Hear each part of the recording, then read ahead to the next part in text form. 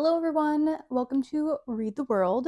My name is Emma, and this week the part of the world that we are reading is the Balkans. I lived in South Korea for about 4 years for a few different endeavors, but that included grad school, and my graduate program was in English, even though it was in Seoul, South Korea. So I ended up meeting lots of people from all over the world, including a lot of people from Eastern Europe. And I realized from meeting these really amazing people that as an American, I had learned almost nothing about Eastern Europe. You learn about Poland in World War II, and that's like as far, you don't get any southeasterly, out any more east, any more southeast than that. Like, I know about Greece, I know about Poland, any of those other ones? Not at all. We're taught nothing. Nothing at all. But then I just found that I almost universally got along with Eastern Europeans when I was in grad school. They were just all so friendly and funny. So I hope that there are some Eastern Europeans watching right now, especially from the Balkan region, because I am going to be reading 4 books from this region, and that is including Serbia, Bosnia, Croatia, and then kind of a conglomeration of all 3. So I'll go over these. Also, I would just like to thank all of the random Slavic people on forvo.com, forvo.com. If you, for some reason, recorded your own voice pronouncing these authors' names, not knowing if it would be helpful to anyone, I would like you to know that it was. And that I listened to your voice and repeated it so I could pronounce these authors' names correctly, and in that moment, we were connected. So the first book that I am going to read in order to understand more about the Balkan region and their literature is The Encyclopedia of the Dead by Danilo. This is a collection of short stories that was originally published in the 80s. Yes, it was originally published in 1983, and then it was translated in 1989. The translation is by Michael Henry Heim. It's pretty short. It's 189 pages, and then there is a postscript. I would also like to mention, I believe all of these books were written back when these countries were still considered part of Yugoslavia. And so, in order to give myself more context, and since as I mentioned before, I know absolutely nothing about Eastern Europe, I did go and watch a documentary on the formation and dissolution of Yugoslavia, and have also been watching videos from different YouTubers from that region of the world just to get more context, and it's really interesting. I'm not going to summarize all of the history of Yugoslavia here in that region of the world, but I highly recommend that you do. Just go watch just a little summary. It's so interesting and strange and sad that throughout history there have been so many kind of confederations of countries that have tried to come together, but their differences just continue to drive them apart. That's happened in so many regions of the world, and it's so sad. The next book that I'm going to read is The Return of Philip Latinovicz by Miroslav Krleza. This one is much earlier. I looked it up. This book is so old, it does not even give the copyright date in the front. But I looked it up, and I think it was published in 1932. I can't remember exactly. But Yugoslavia, as it was in its longest running form, was kind of brought together in 1945 after World War II. But I do know that it did exist in another form before that. So I think that there were a few countries that were together as Yugoslavia before 1945, and so I do believe that Krleza wrote this while living in some form of Yugoslavia. Oh, Croatia, Serbia. I think what I went off of who are what are these people's nationalities is that since they all belong to Yugoslavia and kind of people moved around within Yugoslavia, I think I went off of ethnicity, because these nationalities can also be ethnicities. You can be an ethnic Serb but living in Croatia or Bosnia or Slovenia, or because there are 6 or 7 countries in former that belonged to Yugoslavia.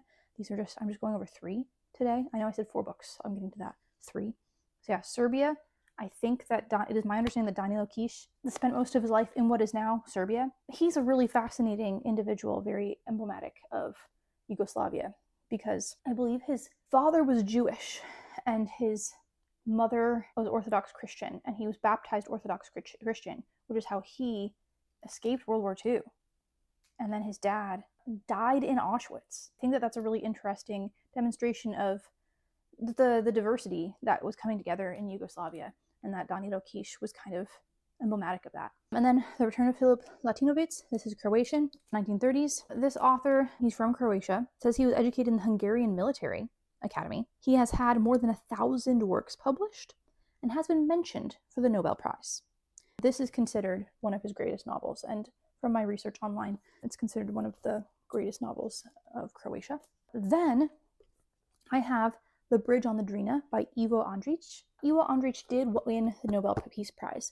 I had a roommate for a very long time who I still love very much, and she told me that she considers this to be the great Serbian novel. But then when I was researching it, I found that pretty much all countries that used to belong to Yugoslavia claim Ivo Andric as one of their great authors, because even though he is ethnically Serbian, he was born in Bosnia, I believe, and that The Bridge on the Drina is part of a few books that he wrote that is considered the Bosnian trilogy. This one was translated by Lovett F. Edwards, and I believe was originally published in 1945.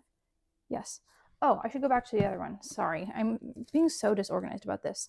This one, The Return of Philip Latinovicz, was translated, it was written by Miroslav Krleza and translated by Zora G. Depolo. So yeah, The Bridge on the Drina. I think this one is supposed to be like a multi-century chronicle of a particular bridge in Bosnia. And that it really demonstrates the national ethnic complexities of the region. This one is the only book of this batch that I have that I had heard of before. It was already marked as to be read on my Goodreads from a few years ago, but I cannot for the life of me remember where I heard of it before and why I marked it that way. But then my roommate told me about it, so I was like, well, I gotta read it now. But since so many countries claim this book and this author as part of their pride and heritage, this is the one that I'm officially reading to represent Serbia. This one I'm just reading to represent the Balkans overall, because it just seems like it's really essential, a really essential classic for that region, but I'm not going to give it to just one country.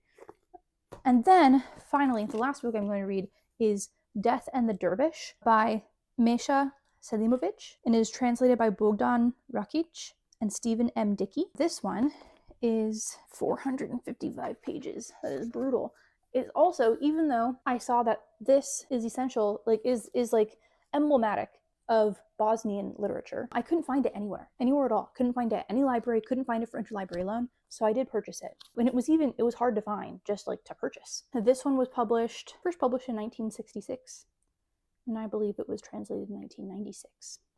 So yes, that's what I have this time around. Serbia, Croatia, the whole region, and Bosnia.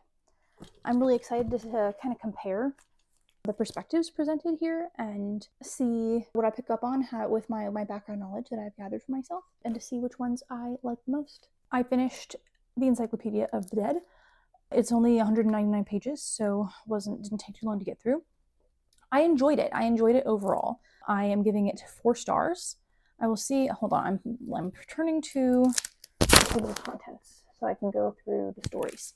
It's always kind of tricky deciding how I like a collection of short stories. I don't know. Is it possible to have a short story collection where you like literally every single book and every single story in it?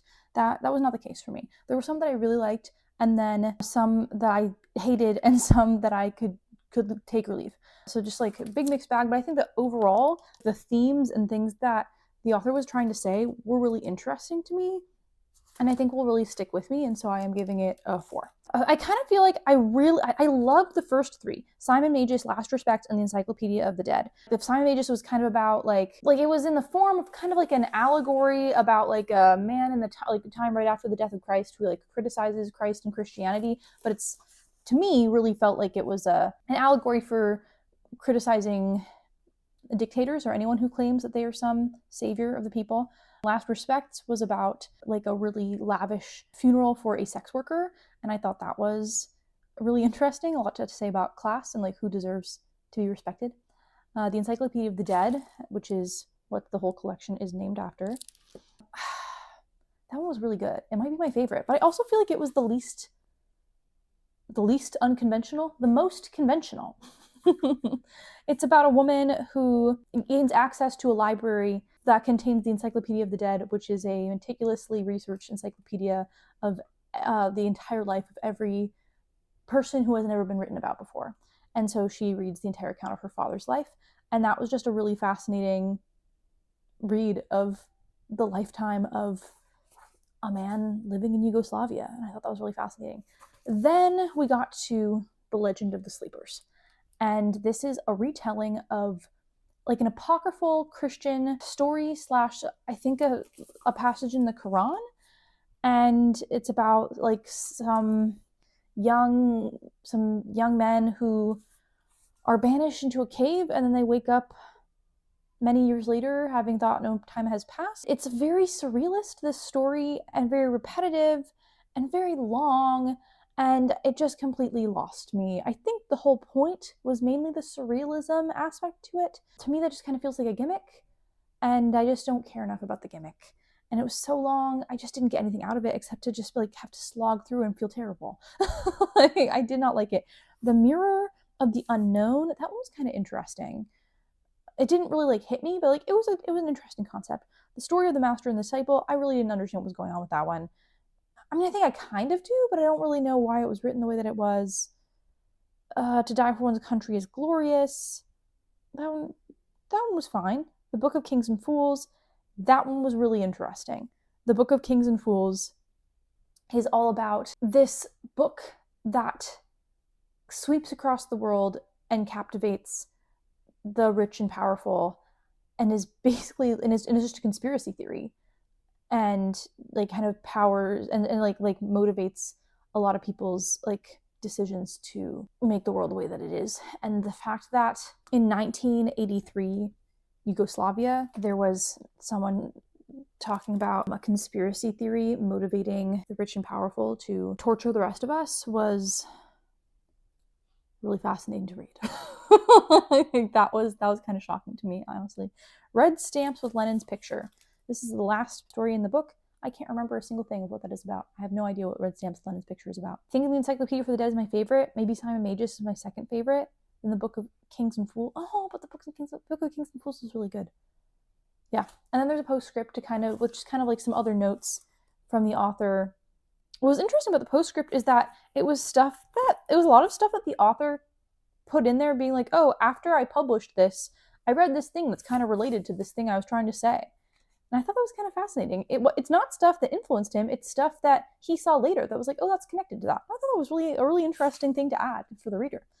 And then it was really interesting to like look up online people talking about the different stories and what they're trying to say and why people appreciate it. I'm really glad that I learned about Yugoslavia before starting on this project, because I feel like that's helped me kind of be on the lookout for themes about authoritarianism and oppression and politics while I was reading. I'm not sure if I necessarily would have picked up on that if I hadn't gone in with that context. And then just being an American in 2026, it was really fascinating to be able to reach through time and into a very different culture from mine, and to see those connections. That's always very satisfying to me as a reader, to be like, oh, we're seeing the same thing. So yeah, 4 stars.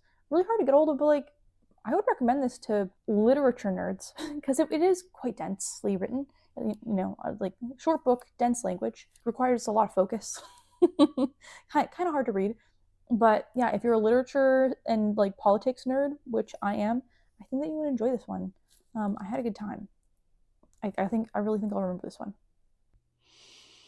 Oh, you guys, this one was so rough. Oh, this one was bad for me. This one was bad.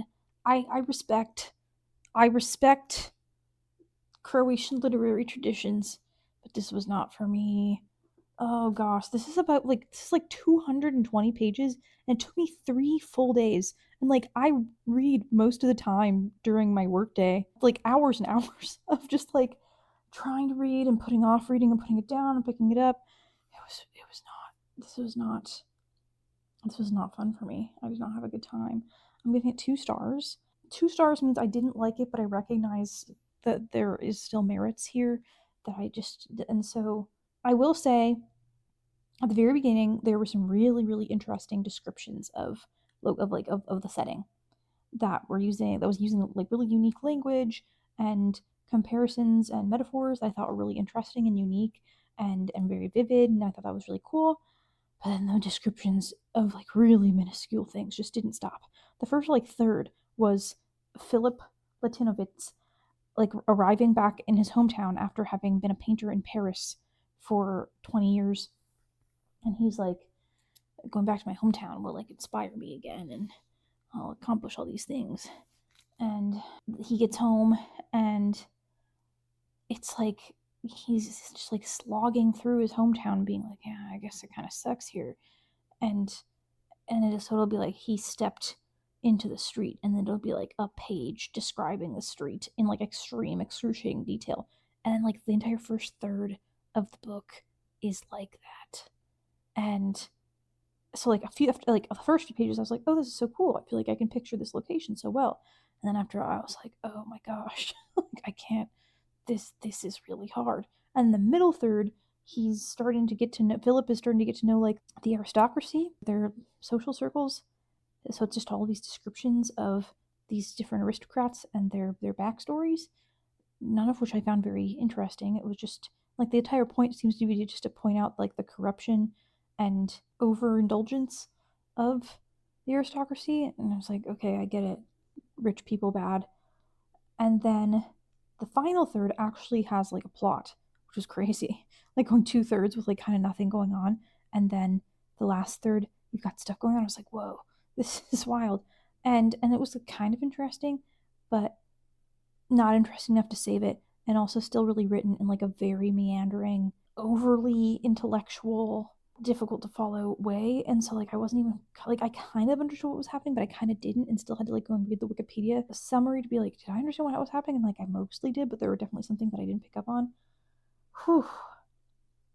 There are some interesting conversations the characters have about like, what is the point of art? Like, why do we create art?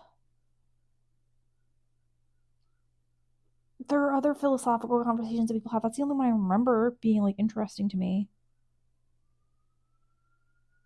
I like just finished this today and I literally can't remember anything else that they talked about. There's also just like Philip and possibly also the author. Like Philip clearly is both very fascinated by and disgusted by women. That's never really interrogated, which makes me feel like the author also is fascinated and disgusted by women. Philip has like intense mommy issues. Like he's really traumatized by like his experiences with his mother in his childhood, and I think it's kind of implied that his mother was like a courtesan, I want to say, and that's like traumatizing to him. And then when they reunite, when he like returns to his hometown after 20 years, he like still very clearly resents and is kind of disgusted by her. And then he like kind of has this affair with this aristocratic woman who he's also just kind of enraptured and disgusted by, and she's just kind of this man-eater type of woman who's just having all these salacious affairs with all the time. The men being seduced by her are just kind of portrayed as like hapless victims of like, oh no, there's these poor men being victimized by this woman. It's like, really? I don't know, man. Woof. The people, like the reviews I read online of like people who did like it seemed to like be really into like the philosophical discussions here, which is great. I'm glad for them. The packaging wasn't good enough for me to really process it. I can see why people would enjoy this. I think that it could be described as good, but for me personally, the packaging was not engaging enough for me, and I just did not have a fun time. Whew. So I'm really glad I finally finished it. It's done. Hello, it's Editing Emma here. Somehow I managed to record my review for this next book entirely without audio. I have absolutely no idea how that happened. Technology is very mysterious, so I'm just gonna record my thoughts while going over my review that I posted on Goodreads, and we can just watch my beautiful face and pretend like we can read my lips as I say other things about this book. This is The Bridge on the Drina by Ivo Andric, translated by Lovett F. Edwards and William H. McNeil. I gave them 4 stars. I really enjoyed it. I highly recommend this book for anyone who likes classic literature. It really has that old, rich, classic European text feel.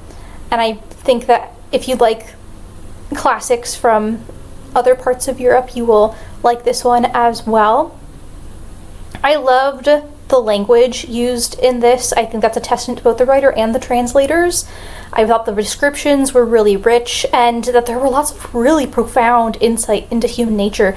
There are all these vignettes depicting life around the bridge that then talk about the wider impact of just mundane everyday life and the interconnectedness of community. So the bridge itself is more like the main character that endures over hundreds of years until it's destroyed at the end. Is that a spoiler? I mean, it's a bridge. I think you'll be okay. So the bridge is what endures for these hundreds of years as the communities around it change. I thought it was especially interesting to see how these villages were impacted by war. It's a very rural area that isn't very connected to the government or the capital, and so it's very jarring and disruptive when troops just like swoop in under the command of some faraway ruler, bring chaos and carnage to the villages in the name of politics that they have very little to do with. And so their lives are just absolutely rocked by things that they're not actually concerned or invested in. And I was really struck by the contrast of just like the ordinary mundane details of countryside life that is depicted, then like very brutally contrasted with outsiders imposing the will of the empire whenever the military swoops in. I thought that that was very well depicted. I really also loved the way that this story showed the Balkans as this collection of really diverse communities with many religions and ethnicities living side by side. I think earlier in this video, maybe in like my introduction clip, I talked about how what I'd learned about Yugoslavia gave me this impression that it was just really tragic that people's differences in the Confederation kind of tore them apart and they weren't able to overcome them. And this book really changed my mind about that. It really made me see that these different communities, like lots of different religions, lots of different ethnic backgrounds, are able to live in harmony. It's more the agenda of those in power that rip people apart. And I thought that The Bridge on the Drina demonstrated that so beautifully. Like, obviously, you're always going to have tensions between any different identity groups. But in the Balkans, having those different groups together is just a way of life.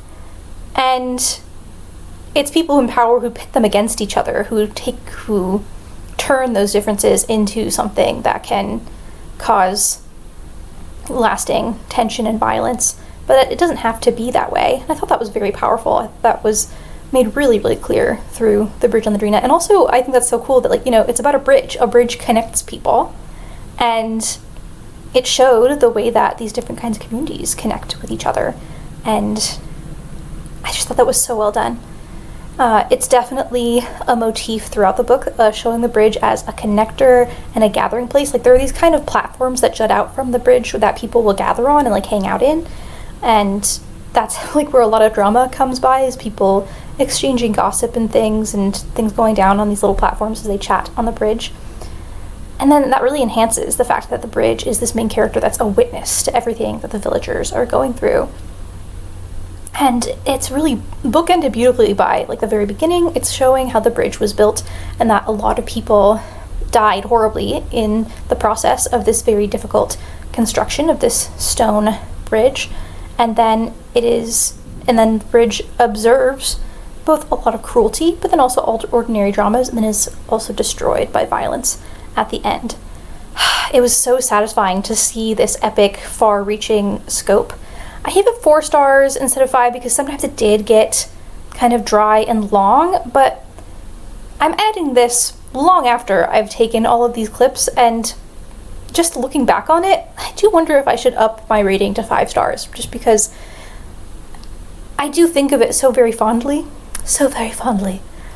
And I would totally read this again. I think I would like to purchase this to add to my collection. I think I would get a lot out of it if I returned to it throughout my life. I think that I would continue to get new insights, and I am curious. I know it's book number 1 in the Bosnian trilogy, and I'd be curious to see what else this trilogy has to offer. I know that Ivo Andric is a very beloved author, and I think he really knows his stuff. He's famous for a reason. So you should pick this up if you're willing to read a pretty dense, heavy, sometimes dry classic, but if you've read classics like that before and you're prepared for it, I think you'll have a really great time and that you'll learn a lot, just like I did. I finished Death and the Dervish, and this was a rough one, you guys. This one I was avoiding reading so that I wouldn't have to read this. Like this definitely put me into a reading slump. It was rough. I think that if this was a novella, I would have enjoyed it. I think if this was 200 pages long, I would have had a good time. But no, it's 450 pages long, and I was just slogging through so much of it. It was so difficult. Like, it was so long. 450 pages. I know that doesn't sound like excessively long. Like, that's, I would say a typical novel is like 300 pages. 450 isn't that much longer. But like the text is very dense. Look, you can even see, I just smeared a bunch of lipstick on the corner of that. Nice little romantic present for whoever picks this up in a little free library that I put it in. I even took a pen and marked it up as I read in hopes that would make me pay more attention and like be more engaged in my reading. But no, I was just so bored. I was really grateful to the introduction by Henry Cooper Jr. Who are you? I'm so sorry to this man. And he explains that like it's really about the weakness of man and how the main character just like brings about the downfall of others through inaction and incompetence. And I was like, oh, that's interesting. The Return of Philip Latinovicz was also about like the weakness of man. Interesting. That was something that was on the minds of writers in Yugoslavia throughout the 20th century. And so I was like, oh, I'm excited to like make some connections. And there were a lot of connections. I liked that I had that in my mind as I was reading, and I was able to look and be like, oh, okay, yeah, here's some things that it's saying about like human weakness and cowardice and inaction and like what the implications of that. Sorry, is this distracting? Is this distracting to you? Should I not film like this? Ugh. But like basically in the first part of the book, his brother is wrongfully imprisoned. He knows that his brother has been wrongfully imprisoned. He knows people in the government or like people with a lot of influence in the city who like if he campaigned enough, he could probably get his brother out. But he just kind of keeps being like, oh, I went to their gate and they said they were busy, so I guess I'll come back tomorrow. And I asked this person, they said it would be really hard, so like maybe, and like he just kind of hems and haws and like doesn't really put a lot of effort into getting his brother out of prison, even though he's super, super worried about it. And then his brother is executed and he was unable to prevent it, but it really seems like he could have if he had actually tried. And I thought that was interesting. I thought that was very different. I was engaged in the first part, but then I kind of felt like the story just does the same thing over and over and over again. Like it introduces like a couple other characters that he proceeds to fail because he's just kind of a weak, cowardly, snivelly little guy. And other people that he impacts purely through his own indecisiveness. And like I got it after the thing with his brother, after the first time I got it. I didn't need the other 3 like or 4. It was a lot. It just kept introducing more people and he would just do the same thing. There's also just like lots of monologues and for both characters and the author and the narrative. And I just was not engaged at all. I hate to say this, but like sometimes I was like trying really hard just to stay awake because it was just so dense and nothing was really happening and it was so difficult. It was so difficult. I'm so glad that this has endured as one of the greatest novels of Bosnia and Herzegovina, but it just did not connect with me. Let's see. As he attempts to find out what has happened to his brother and to intervene on his behalf, he's drawn into the Kafkaesque world of the Turkish authorities. As he does so, he begins to question his relations with society as a whole and eventually his life choices in general. I don't know. It's a novel about indecision and cowardice, and it's 450 pages long. It's 450 pages of a guy just kind of like being, oh, should I try harder? I don't know. This would be really difficult. Oh, what would be the right thing to do here? I don't know. Like 450 pages. It was so hard. It was so difficult, but I read it. I read the whole thing. Was I awake for all 450 pages? Mostly.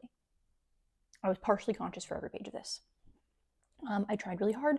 I even underlined it. Let's see, what's something that I underlined that I can be like, oh, this caught my attention. This is when he finds a fugitive criminal in his garden, and he's trying to figure out, he has no idea why the authorities are chasing him, and he's trying to figure out why. He's trying to figure out what he should do, like what would be the right thing. Should he just assume that the authorities are in the right and turn him over, or should he allow him to escape when potentially he is like a horrible criminal? And he says, this man did not concern me. We owed nothing to each other, and he could do me neither harm nor good.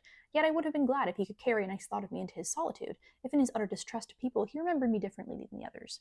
And I thought that was really interesting, of like, he doesn't care about the fugitive's well-being or fate, or really like actually about the complexity of the situation, like the morality, like the moral quandary he has here, or what right and wrong would be in the situation. He cares about whether or not this fugitive will think nicely of him as he goes about his day. Which, like, at the very beginning, I feel like if it had stopped after the first part, it's divided into parts 1 and 2. Even part 1, like, once his brother is executed, I was just kind of like, oh yeah, well, that's it. He failed. And I was like, I get it. He brought about his own failure. Part 2 is, oh yeah, so like 240 is when it's like part 2. If it was only part 1, I think I would have given it like 4 stars, because like there was kind of those kind of clever psychological social observations of people. Here we go. Here's another example of what this character was like. What I said was not enough. It lacked both courage and honesty, but it was all that I could do. He's just kind of insufferable, and it's really interesting to just watch this character study unfold of like him being insufferable. After part 1, after 240 pages, like I didn't get anything else out of it. Like the second half was just so rough. It brought it down to 2 stars for me. First half 4 stars. Second half was 0 to 1 stars. It was just so freaking boring, so it balanced it out at 2 stars. So I don't know if that would interest you. I do think that if you're into Eastern Europe and ideas out of that area, like there could still be a lot here. I really wouldn't. I don't think I would. I wouldn't recommend this to anyone else. I'm very sorry. I'm sorry, Bosnia. Maybe I can visit you someday, Bosnia, and then I can learn all about how much you guys hate cowards. Appreciate that. I think that's great. We need more of that in this world. Thank you. Overall, I would definitely recommend the Encyclopedia of the Dead the most. There's some really interesting ideas in that, and there's still images and ideas that have really stuck out in my mind. And also, it's the shortest one of all the books that I've read for this journey. The Bridge on the Drina, I would recommend if you're a bit more ambitious. Definitely a really interesting, like sweeping epic about a very small community. I wouldn't recommend The Return of Philip Latinovicz or Death and the Dervish. Just too cerebral for me. I would love to meet someone who loves one of these books. I think did a friend of mine say that she loved Death and the Dervish? I should text her. So maybe I would love to meet someone who loved The Return of Philip Latinovicz to be like, so not to like judge them, but to be like, are you a genius? Are you just like on another level where you're able to like comprehend everything that's going on here and like really internalize it? Like that would be really interesting to see. Yeah, I think that there's stuff going on here that I'm just not picking up. That's okay. I was glad to be able to experience all of this. Please let me know. Would you be interested in reading any of these books? Are there any regions of the world that you wish got more attention for their literature or other media? And thank you so much for watching. I appreciate you. Goodbye.